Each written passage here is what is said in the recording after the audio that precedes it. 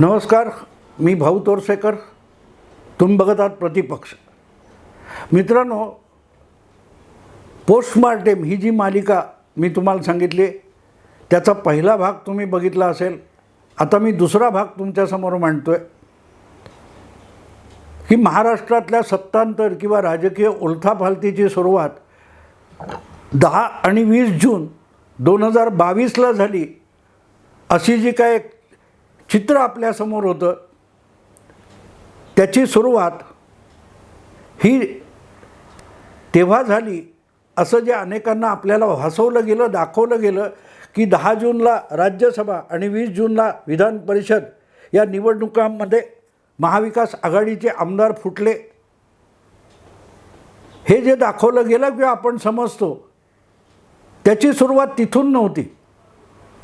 त्याची सुरुवात खूप आधी, म्हणजे उद्धव ठाकरे हे मुख्यमंत्री होणं, शरद पवारांनी उद्धव ठाकरेंना मुख्यमंत्री करताना काँग्रेसला सुद्धा महाविकास आघाडीत ओढून आणणं, हे सगळे प्रयास चालू होते. आणि ते प्रयास होण्याच्या आधी पहिलं जे 2.5 दिवसाचं पहाटे शपथविधी झालेलं सरकार होतं, देवेंद्र फडणवीस मुख्यमंत्री, अजितदादा उपमुख्यमंत्री, असं जे सरकार झालेलं होतं ते सरकार कोसळलं. तिथून या उलथापालथीला सुरुवात झाली होती.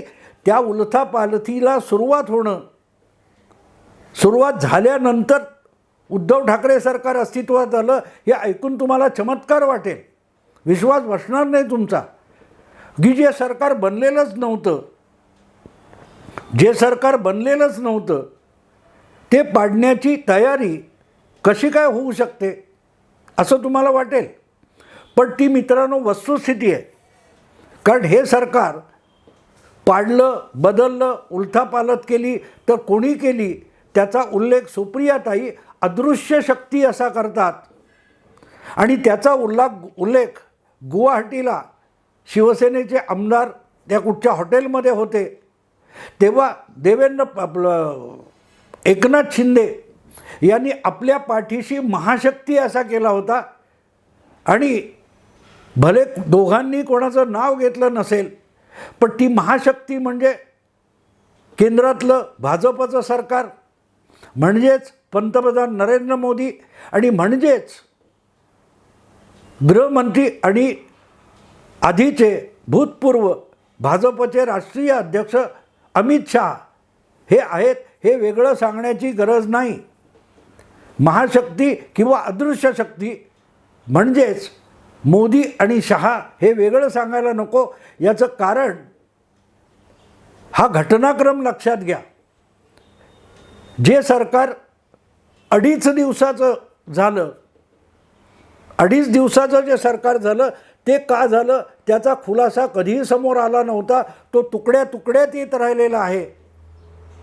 2.5 दिवसासाठी उपमुख्यमंत्री झालेले अजितदादा हे जेव्हा त्या पदाचा राजीनामा देऊन परत शरद पवार गोटात आले, त्यानंतर पत्रकारांनी वेळोवेळी त्यांना हा प्रश्न विचारला की तुम्ही तिकडे का गेला होतात, आणि मग गेलाच होतात, शपथविधी उरकला तर परत का आला होता. दुसरीकडे त्या शपथविधीमधले मुख्यमंत्री देवेंद्र फडणवीस यांनासुद्धा हा प्रश्न वारंवार विचारला गेला, पण त्यांनीसुद्धा योग्य वेळ आल्यानंतर याचं उत्तर दिलं जाईल असं सांगितलं होतं. पण हा पहाटेचा शपथविधी कसा झाला, का झाला हे सांगितलं नव्हतं. मला वाटतं त्या घटनेला म्हणजे उद्धव ठाकरे सरकार सत्तेत येऊन बसल्यानंतर जवळपास वर्षभरानंतर एका यूट्यूब चॅनेलला दिलेल्या मुलाखतीमध्ये देवेंद्र फडणवीसांनी खुलासा केला की ते सरकार शरद पवारांच्या मर्जीने झालं होतं. फक्त हे बोलताना देवेंद्र फडणवीसांनी शरद पवारांचं थेट नाव घेतलेलं नव्हतं. त्यांनी एवढंच म्हटलं होतं की राष्ट्रवादीच्या सर्वोच्च नेत्याशी सगळी बोलणी झाली होती. अगदी जिल्हा पालकमंत्री कुठची खाती त्यांना, कुठची खाती आम्हाला, इथपर्यंत डिटेल चर्चा झाली होती. पण ऐन वेळेला सर्वोच्च नेत्याने माघार घेतली आणि सगळं वारगळलं. हे देवेंद्र फडणवीसांनी सांगितलं. आणि सर्वोच्च नेता म्हणजे NCPचा शरद पवार असतो हे वेगळं सांगायला नको. पण ते सत्य होतं का? सत्य होतं का? 2.5 दिवसाचं सरकार आणि पहाटेचा शपथविधी ह्या इतक्या गमती जमती नसतात. संजय राऊत या देशाचे राष्ट्रपती नाहीत की पंतप्रधान नाहीत. त्यामुळे पहाटेचा शपथविधी होणं आणि पहाटेचा शपथविधी होण्यासाठी महाराष्ट्रातली राष्ट्रपती राजवट उठवलं जाणं ही इतकी गंमत नसते. महाराष्ट्रामध्ये विधानसभेच्या निवडणुकीचे निकाल लागून गेल्यानंतर आधीच्या विधानसभेची मुदत संपायला आली तरीही निवडणुकीच्या निकालानंतरचं सरकार बनत नव्हतं. कारण उद्धव ठाकरे हे निकाल स्पष्ट झाल्यानंतर पलटलेले होते. मतदाराला युती म्हणून मतं मागणारे उद्धव ठाकरे हे नंतर मुख्यमंत्रीपदासाठी अडून बसले आणि भाजप त्यांना मुख्यमंत्रीपद द्यायला तयार नव्हता. त्यामुळे उद्धव ठाकरे यांनी महायुतीच्या पाठीत खंजीर खुपसण्याचा निर्णय घेतला होता आणि शरद पवार हे तर पाठीत खंजीर खुपसण्यातले सगळ्या जगातले वाकबगार मानले जातात. त्यांनाच उद्धव ठाकरेंनी गुरु मानलेलं होतं. त्यामुळे उद्धव ठाकरेंना मुख्यमंत्री करण्याचं आश्वासन युती सोडली तर शरद पवारांनी दिलेलं होतं. आणि म्हणूनच आधीच्या विधानसभेची मुदत संपत आली तरी उद्धव ठाकरे राज्यपालाकडे देवेंद्र फडणवीसांबरोबर जायला तयार नव्हते. त्यामुळे आधीच्या विधानसभेची मुदत संपली आणि नवीन विधानसभा अस्तित्वात येण्यापर्यंत सरकार नाही. त्यामुळे राष्ट्रपती राजवट लावणं भाग पडलं आणि राष्ट्रपती राजवट लागलेली होती. आता ती कोंडी फुटणार कशी? कारण उद्धव ठाकरेंनी महायुती सोडलेली होती. पण दुसरीकडे महाविकास आघाडी बनलेली नव्हती. हे गणित आकड्यात पत्रकारांनी दाखवणं सोपं असतं. काँग्रेसचे 44, राष्ट्रवादीचे 54, उद्धव ठाकरेंचे 56 ही बेरीज दाखवणं सोपं होतं. 145च्या पुढे बेरीज कशी जाते हे दाखवणं बिलकुल सोपं आहे. की 44, 54, 56 मिळून 154 होतात हा आकडा दाखवायला सोपा आहे. पण काँग्रेससारख्या पक्षाने शिवसेनेसारख्या जातीयवादी म्हटल्या गेलेल्या पक्षाबरोबर हातमिळवणी करणं हे सोपं नव्हतं. त्यासाठी शरद पवारांनी सोनिया गांधींची भेट घेतली. सोनिया गांधींनी अहमद पटेलांना मुंबईला पाठवलं वगैरे वगैरे. हा सगळा घोळ होईपर्यंत विधानसभेची मुदत संपलेली होती आणि त्यामुळे आपोआपच राज्यामध्ये राष्ट्रपती राजवट लावणं भाग झालं होतं. आणि म्हणूनच फडणवीस अजितदादा यांचं सरकार बनण्याच्या आधीच महाराष्ट्रात राष्ट्रपती राजवट लागलेली होती आणि राष्ट्रपती राजवट उठवल्याशिवाय कुठलंही सरकार सत्तेत येणं अशक्य होतं. त्यांचा शपथविधी करणं अशक्य होतं. आणि हा एवढा मोठा निर्णय हा सरकार बनल्याशिवाय होऊ शकत नव्हता. एक गोष्ट साफ आहे की एकदा राष्ट्रपती राजवट लागली की राज्याचा कारभार केंद्राच्या हातात जातो आणि केंद्राच्या वतीने राज्यपाल राज्याचा कारभार चालवत असतात. पण राष्ट्रपती राजवट उठवणं किंवा राष्ट्रपती राजवट लावणं हा राज्यपालांचा अधिकार नसतो. तो केंद्राचा आणि अल्टिमेटली राष्ट्रपतींचा अधिकार असतो. आणि म्हणूनच महाराष्ट्रातली राष्ट्रपती राजवट लागली ती केंद्राने लावली होती. ती राज्यपालांनी मुदत संपली म्हणून सांगितलं म्हणून लावली होती आणि ती उठवणं हा सुद्धा केंद्रीय मंत्रिमंडळाचा विषय होता. आणि म्हणून पहाटे कधी रात्री उशिरा देवेंद्र फडणवीस आणि अजितदादा हे राज्यपालांना जाऊन भेटले म्हणून राष्ट्रपती राजवट उठवली जाणं हे राज्यपालांच्या हातातली गोष्ट नव्हती. साहजिकच त्यासाठी केंद्राची संमती आवश्यक होती आणि ती केंद्राची संमती केंद्रीय मंत्रिमंडळाने एक प्रस्ताव करून राष्ट्रपतींना पाठवावी लागते आणि राष्ट्रपती आपली राजवट उठवली असा फतवा काढतात. त्यानंतरच नवा मंत्रिमंडळ नवी विधानसभा सुरू होऊ शकत असते. सबब सांगण्याचा हेतू असा की देवेंद्र अजितदादा जाऊन भेटले आणि पहाटे शपथविधी झाला हे भासवलं गेलं, हा तद्दन थापाडेपणा होता. केंद्रीय मंत्रिमंडळाने म्हणजे अमित शहा आणि मोदी आणि इतर कोण असतील त्यांनी राष्ट्रपती राजवट उठवण्याचा निर्णय घेतला, तो कशाच्या आधारे घेतला होता? त्यांना कोणीतरी वजनदार माणसाने आश्वासन दिलेलं असणार की हां, तुमच्याकडे 105 आमदार आहेत, आमच्याकडे 54 आमदार आहेत, त्यांची बेरीज केली तर बहुमत होतं, त्यामुळे राष्ट्रपती राजवट उठवा. नुसतं अजितदादांनी सह्यांचे पत्र दिलं एवढ्यावर राष्ट्रपती राजवट उठवली जाऊ शकत नसते. भाजपचे 105 आणि अजितदादांचे 54 आमदारांच्या सह्या आणि बेरीज केली म्हणून सरकार बनू शकणार नव्हतं. कारण राष्ट्रपती राजवट उठवली जाणं आवश्यक होतं आणि राष्ट्रपती राजवट उठवायची तर केंद्रीय मंत्रिमंडळाने तो निर्णय घ्यायला पाहिजे होता. म्हणजेच मोदी शहांना कुणीतरी पक्क पटवणं आवश्यक होतं. ते फक्त देवेंद्र फडणवीस आणि अजितदादांच्या आवाक्यातली गोष्ट नव्हती.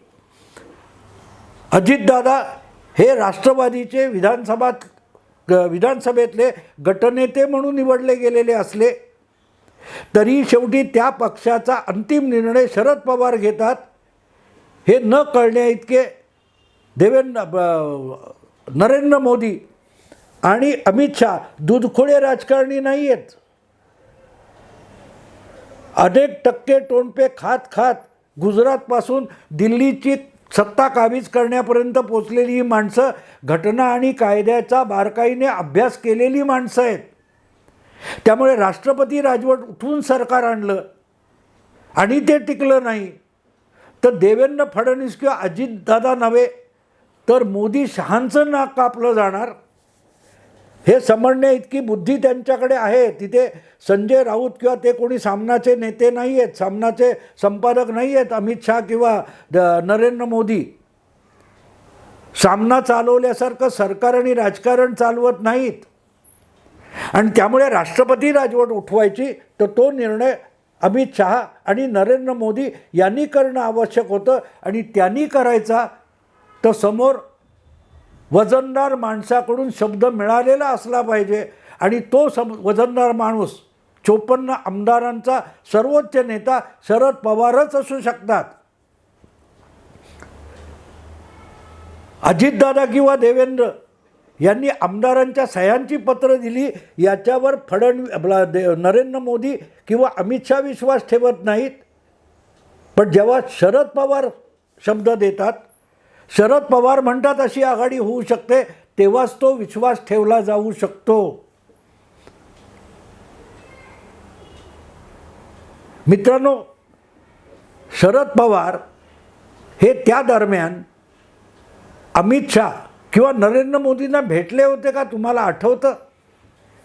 त्या काळामध्ये संसदेचं हिवाळी अधिवेशन चालू होतं आणि तुम्हाला आत्तासुद्धा त्याचं चित्रण सापडू शकेल. संसदेच्या पंतप्रधान कार्यालयामध्ये शरद पवार हे अचानक नरेंद्र मोदींची भेट घ्यायला गेले होते आणि तब्बल 45 मिनिटं ही पंतप्रधानांच्या दालनामध्ये शरद पवार आणि नरेंद्र मोदी अशी भेट झालेली होती. आणि फक्त या दोघांमध्ये चर्चा झाली असं बिलकुल नाही आहे. शरद पवार पंतप्रधानांच्या दालनात असताना अमित शहा देशाचे गृहमंत्री तिकडे गेले होते त्या दालनात आणि 10 ते 15 मिनिटं अमित शहा, शरद पवार आणि नरेंद्र मोदी एकत्र होते. तशाच देशाच्या अर्थमंत्री निर्मला सीतारामनसुद्धा एक 5-7 मिनिटं पंतप्रधान आणि शरद पवार त्या दालनात एकत्र असताना गेल्या होत्या आणि तिथून जेव्हा 40-45 मिनिटांनी शरद पवार पंतप्रधानांच्या दालनातून बाहेर पडले, कार्यालयातून बाहेर पडले संसदेच्या, तेव्हा पत्रकारांनी त्यांना प्रश्न विचारला होता, तुमचं त्यांच्याशी काय बोलणं झालं? तेव्हा शरद पवारांनी काय उत्तर दिलं होतं आठवा. 2019ची गोष्ट सांगतोय मी. तेव्हा शरद पवार म्हणाले होते, पुण्याच्या वसंतदादा शुगर इन्स्टिट्यूटचा सुवर्ण महोत्सव आहे. त्या समारंभाचं आमंत्रण द्यायला मी नरेंद्र मोदी पंतप्रधानांकडे गेलेला होतो. पुढे जेव्हा कधी तो सुवर्ण महोत्सव झाला त्याला नरेंद्र मोदी आलेले सुद्धा नव्हते आणि शरद पवारांना आपण दिलेल्या आमंत्रणाची आठवणसुद्धा नव्हती.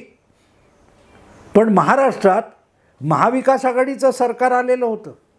सांगायचा मुद्दा असा की शरद पवार किती सराईतपणे थापा मारतात. शरद पवार पंतप्रधानांना तेव्हा संसदेच्या कार्यालयात जाऊन भेटले. तेव्हा महाराष्ट्रामध्ये शिवसेनेने दगा दिला असेल तर राष्ट्रवादीबरोबर तुम्ही सरकार बनवू शकता हे सांगायलाच शरद पवार नरेंद्र मोदींना भेटायला गेले होते. आणि एकट्याने निर्णय घेण्यापेक्षा नरेंद्र मोदींनी आपले विश्वासू सहकारी आणि गृहमंत्री अमित शहा यांना बोलावून घेतलं होतं. आणि तिघांमध्ये जी खलबतं झाली त्यामध्ये अजितदादा उपमुख्यमंत्री आणि देवेंद्र फडणवीस मुख्यमंत्री असं सरकार बनवायचं ठरलेलं होतं. आणि ज्यावेळेला शरद पवार स्वतः पंतप्रधानांच्या दालनात येऊन शब्द देतात तेव्हा त्यांच्यावर विश्वास ठेवला पाहिजे असं शहा आणि मोदींनी गृहीत धरलं. ही त्यांची सगळ्यात मोठी चूक होती. कारण शरद पवार शब्द देतात आणि फिरवतात हीच शरद पवारांची ओळख आहे. पण तरीही मोदी शहांनी शरद पवारांवर विश्वास ठेवला. तिथून 2.5 दिवसाच्या सरकारचा पाया घातला गेला होता. तो किती ठिसूळ होता हा विषय वेगळा. पण स्वतः शरद पवारांनी मोदी शहांना दिल्लीत जाऊन शब्द दिला होता की असं सरकार आपण बनवू शकतो. आणि जेव्हा बनवू शकतो असं ठरलं तेव्हा अजितदादा अलीकडे साक्ष देतात की जाऊन डिटेलमध्ये आम्ही चर्चा केली. हे अजितदादा पण सांगतात ना 2017मध्ये 2019मध्ये आठवतं तुम्हाला अजितदादांनी 3 जुलै 23ला सांगितलं. मुद्दा असा आहे की शरद पवारांनी हा शब्द दिला आणि ते सरकार बनवायचं ठरलं. त्यानंतरच राष्ट्रपती राजवट उठवण्याच्या निर्णयाप्रत मोदी आणि शहा आलेले होते. जर ती भेट वसंतदादा शुगर इन्स्टिट्यूटचं आमंत्रण द्यायला शरद पवार पंतप्रधान कार्यालयात संसदेच्या गेले, ती भेट झाली नसती तर राष्ट्रपती राजवट उठवण्याचा निर्णय झाला नसता. आणि राष्ट्रपती राजवट उठली नसती तर 2.5 दिवसाचं सरकार झालं नसतं. लक्षात घ्या. कारण केंद्रीय मंत्रिमंडळाने निर्णय घेऊन राष्ट्रपती राजवट उठवल्याशिवाय कुठलंही सरकार महाराष्ट्रात येऊ शकत नव्हतं. आणि म्हणून लक्षात घेण्यासारखी गोष्ट अशी आहे की शरद पवारांनी शब्द दिला त्याच्यावर विश्वास ठेवायचा नसतो. ही चूक मोदी शहांनी केली आणि ते 2.5 दिवसाचं सरकार धक्कादायक पद्धतीने आणलं गेलं. रातोरात राष्ट्रपती राजवट उठवली गेली आणि पहाटे शपथविधी झाला. नंतर शरद पवार आणि जयंत पाटील सांगतात की राष्ट्रपती राजवट उठवण्यासाठी शरद पवारांनी टाकलेली गुगली होती. वसंतदादा शुगर इन्स्टिट्यूट ही गुगली असते मित्रांनो, गुगली असते. इथे शरद पवारांनी दिलेल्या शब्दावर विश्वास ठेवणं ही अमित शहा आणि नरेंद्र मोदी यांच्या आयुष्यातली एक घोडचूक होती. पण त्यांना शब्द द्यायचा आणि तो फिरवायचा ही शरद पवारांनी केलेली हिमालयन बंडर होतं. हिमालया एवढी प्रचंड चूक होती. कारण इतर सोम्या गोम्यांना उल्लू बनवणं वेगळं असतं आणि मोदी शहांना उल्लू बनवणं वेगळं असतं. मोदी शहा तुम्ही उल्लू बनवू शकाल पण त्याची किंमत किती मोजावी लागेल याचा तुम्ही अंदाजसुद्धा करू शकत नाही. त्याची किंमत आता शरद पवार मोजतायत. 2 जुलै 2023ला अजितदादांनी शरद पवारांच्या विरोधात बंड केलं आणि पक्षाच्या पक्ष शरद पवारांच्या नाकासमोरून नेला. 1 वर्ष आधी शिवसेना फोडली आणि सरकार आणि सत्ता शरद पवारांच्या नाकाखालून नेली. ती किंमत आहे. त्या दिवशी खोटा शब्द देऊन मोदी शहांना जे उल्लू बनवलं त्याची किंमत महाविकास आघाडीची सत्ता जाऊन, राष्ट्रवादी पक्ष हातातून जाऊन शरद पवार मोजत आहेत. आणि म्हणून 2.5 दिवसाचं जे सरकार झालं ती गंमत नव्हती. शरद पवारांनी केलेली सगळ्यात मोठी आयुष्यातली चूक म्हणजे ती मोदी शहांची संसदेच्या कार्यालयात घेतलेली भेट होती. त्यामुळे राष्ट्रपती राजवट उठवली गेली. 2.5 दिवसाचं सरकार बनलं आणि शरद पवारांनी परत एकदा माघार घेतली. आणि शरद पवार किती चतुर आहेत याची तोंड फाटेस्तोवर मराठी वर्तमानपत्रात कौतुकं होत राहिली. पण ती शरद पवारांनी आयुष्यात केलेली सगळ्यात मोठी घोडचूक होती. हिमालयन ब्लंडर होतं. आज जे शरद पवार नामोहरम होत आहेत, आपल्या हयातीत आपला पक्ष, आपलं कुटुंब, आपला परिवार उद्ध्वस्त होताना बघतायत, त्याचं एकमेव कारण त्यांनी मोदी शहांना टांग मारून केलेली चूक आहे. मित्रांनो, हा विषय वाढत जाऊ नये म्हणून आत्ता इथेच थांबतो.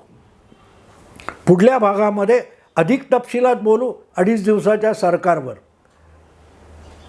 आवडलं लाईक करा, शेअर करा, सबस्क्राईब करा. नमस्कार.